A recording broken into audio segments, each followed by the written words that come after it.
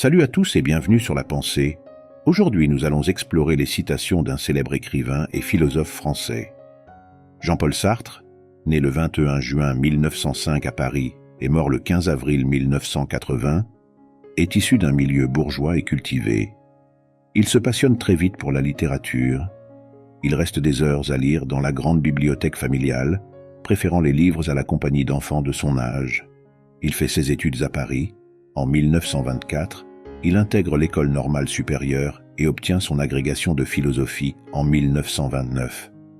Dès ses premiers textes philosophiques, apparaît l'originalité d'une pensée qui le conduit à l'existentialisme, dont les thèses sont développées dans L'être et le néant, et dans l'existentialisme est un humanisme. Sartre s'est surtout fait connaître du grand public aussi par ses récits, nouvelles et romans. Il obtient le prix Nobel de littérature en 1964 mais le refuse, devenant ainsi la première personnalité à décliner le prix de son plein gré. L'œuvre de Sartre est fascinante. Soucieux d'aborder les problèmes de son temps, il a mené jusqu'à la fin de sa vie une intense activité tant philosophique que littéraire et ses engagements politiques font de lui l'une des personnalités françaises incontournables du XXe siècle. Si vous plongez dans la lecture de ses livres, cela pourrait bien prendre un peu de temps avant que vous saisissiez les pensées de ce philosophe. Mais peut-être qu'en vous intéressant à ces citations, vous pourrez plus rapidement cerner l'homme. Voici donc quelques-unes des citations sur l'existentialisme que nous avons sélectionnées pour vous permettre de mieux appréhender les idées de Sartre. Mais avant d'entrer dans le vif du sujet, prenez quelques secondes pour vous abonner à la chaîne et n'oubliez pas d'activer la cloche des notifications. Ce que nous pouvons dire dès le début, c'est que nous entendons par existentialisme une doctrine qui rend la vie humaine possible et qui, par ailleurs, déclare que toute vérité et toute action impliquent un milieu et une subjectivité humaine. À travers cette citation, Sartre donne la définition de ce qu'il entend par existentialisme. L'homme n'est rien d'autre que ce qu'il se fait. Tel est le premier principe de l'existentialisme. L'existentialisme est une philosophie qui met l'accent sur l'individu, la liberté et le choix personnel. Selon cette philosophie, chaque individu est libre de définir sa propre essence ou nature à travers ses actions et ses choix. En d'autres termes, nous ne sommes pas définis par notre naissance, mais par ce que nous choisissons de devenir. Ainsi, lorsque Sartre dit « l'homme n'est rien d'autre que ce qu'il se fait », il veut dire que nous sommes le produit de nos propres actions et décisions, et non le produit de circonstances extérieures ou de prédispositions innées. L'existence précède l'essence. Dans la philosophie traditionnelle, on considère souvent que l'essence, la nature ou le but d'une chose, précède l'existence, le fait d'être. Par exemple, un couteau est créé par un artisan avec un but spécifique en tête, couper, donc son essence, être un outil pour couper, précède son existence, le fait d'être un couteau. Cependant, Sartre renverse cette conception et soutient que pour nous les êtres humains, notre existence précède notre essence. En d'autres termes, nous existons d'abord, et c'est à travers nos actions et nos choix dans la vie que nous définissons notre essence. Nous ne sommes pas nés avec un but ou une nature prédéfinie, mais nous les définissons nous-mêmes à travers notre existence. L'homme sera d'abord ce qu'il aura projeté d'être. Cette citation met en lumière l'idée que notre futur est déterminé par nos intentions et nos actions présentes. En d'autres termes, ce que nous devenons est le résultat direct de ce que nous avons prévu ou envisagé de devenir. Sartre veut dire que nous avons le pouvoir de façonner notre propre destin par nos choix et nos actions. Nous ne sommes pas simplement le produit de notre environnement ou des circonstances, mais plutôt le produit de nos propres aspirations et efforts. Cette citation est une affirmation de la liberté humaine et de la capacité de chaque individu à déterminer son propre avenir par ses agissements et décisions. Les valeurs sont le sens que l'on choisit de donner à sa vie. Le choix est possible dans un sens, mais ce qui n'est pas possible, c'est de ne pas choisir. Je peux toujours choisir, mais je dois savoir que si je ne choisis pas, je choisis encore. Par humanisme, on peut entendre une théorie qui prend l'homme comme fin et comme valeur supérieure. Sartre exprime tout simplement sa perception de l'humanisme dans cette citation. L'homme se fait, il n'est pas tout fait d'abord, il se fait en choisissant sa morale, et la pression des circonstances est telle qu'il ne peut pas ne pas en choisir une.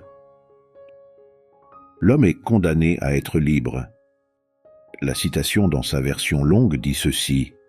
L'homme est condamné à être libre, car une fois venu au monde, il est responsable de tout ce qu'il fait. Pour Jean-Paul Sartre, l'homme est condamné parce qu'une fois dans le monde, il est responsable de ses actes et agissements.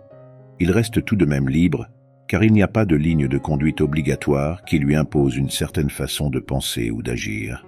Il ne peut pas justifier ses actes en référence à une nature humaine figée et guidée par un certain déterminisme.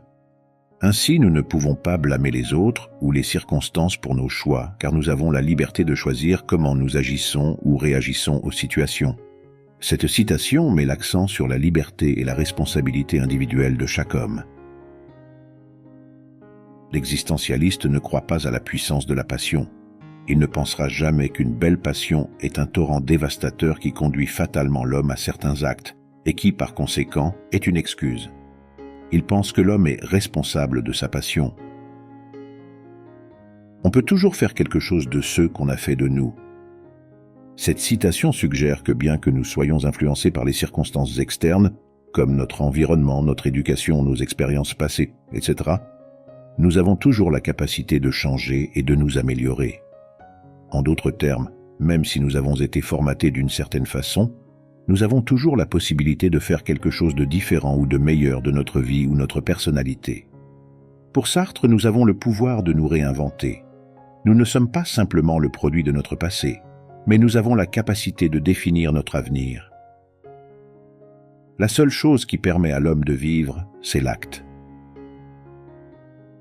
En effet, il n'est pas un de nos actes qui, en créant l'homme que nous voulons être, ne crée en même temps une image de l'homme telle que nous estimons qu'il doit être.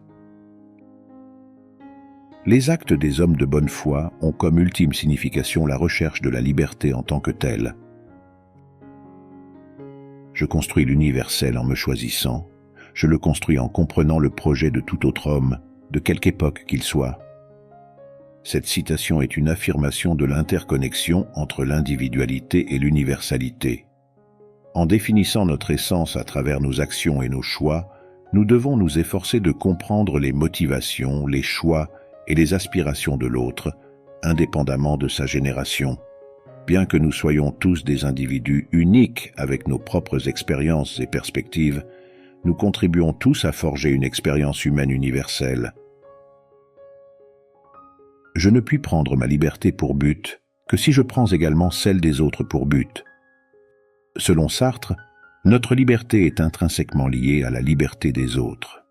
Autrement dit, notre liberté n'est véritablement significative que lorsque nous reconnaissons et respectons également la liberté d'autrui.